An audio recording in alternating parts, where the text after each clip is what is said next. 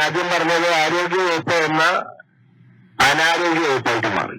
വീണാചാര്യ എന്നാണോ കാലെടുത്ത് കുത്തിയത് അതോടെ ആരോഗ്യ വകുപ്പ് അനാരോഗ്യ വകുപ്പായി.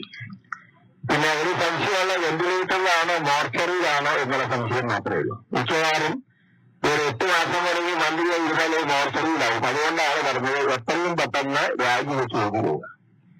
പിന്നെ മന്ത്രിയുടെ ഒരു വേറെ വ്യക്തിപരമായിട്ടൊന്നും പറയുന്നില്ല.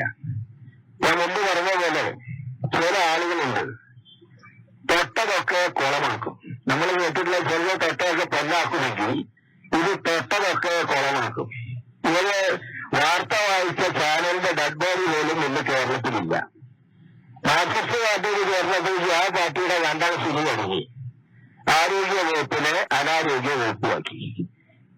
ഇനി 8 മാസം കൂടി ഒരു സ്ഥാനത്ത് ഇരുന്നാൽ അടുത്ത തെരഞ്ഞെടുപ്പിൽ വോട്ട് ചെയ്യാൻ എത്ര ആളുകൾ കേരളത്തിൽ ജീവിച്ചിരിപ്പുണ്ടാവുമെന്ന് മാത്രം നോക്കിയാൽ മതി. സർക്കാർ ആശുപത്രിയിൽ 2 കാലിൽ നടന്നു പോയാൽ മൂക്കിൽ പഞ്ഞു വെച്ച് വരേണ്ട അവസ്ഥയാണ് ഇന്ന് കേരളത്തിലുള്ളത്.